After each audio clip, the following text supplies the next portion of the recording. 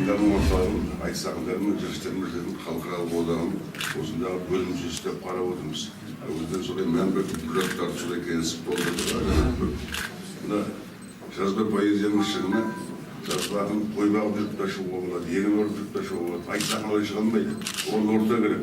Жан-жағында шапысатын, айтысатын, өзіне шыңдайтын сондай орталық қойдық. Сондай орталық болсын деп, осында басқаратын жігіттерге сәттілік тілейміз. Болашақ оразаларында түлеп жүрсін. Мен суретті көріп ойыма түсті. Мен осы институтқа 68 жыл түсіп едім, 40 жыл толып жатқан. Сонда Абылбай Ербеков деген ағамыз орта 28 жылы келіп біздің алдымызда өлең оқыған. Каспийім сен қырықта, мен қырықта, Каспийдің ғимаратын сындыратын, сондай үй солатын жер құрып па деп өлең оқыған. Мынау Сәкен Сейфуллин атындағы әдеби бірлестікте біз сол кезде ол жиын көп әдеби. Янтырас өлең оқимыз, сөйлейміз.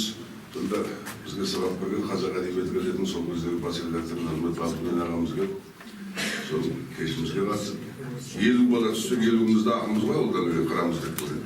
Соның ішінде менің өлеңдерімді қазақ әдебиеті газетінде суретіммен басып, жаңағы бірінші курстың отбасы баласымыз. Сол жылы келесі жылы шыққан Қазақстан жас ақындарының жас керуан деген жинақсы дегеніміз ғой енді. Біз ол кезде көйіп қалған жігітпіз, баламыз.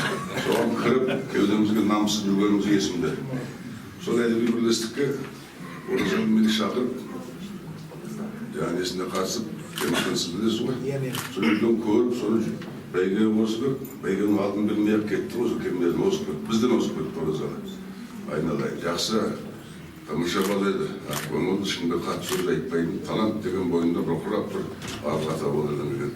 Мен енді осы бірлестікте мына орталықтан жаңа жас оразалыдар шықсаң деп тілектеспін. Айналайын, мынау сіздің тәпейін дастырыңызбен биыл 3-ші рет студенттердің айтыс сөйлейінде бар республика бойынша. Соған келген балаларға тамаша сабақ қояды. Сол оразалының рухына сыйыныңдар, сол сендерге қолдау демеу болсын. Жарқындап жаңа оразалы бола беріңдер. Құтты болсын.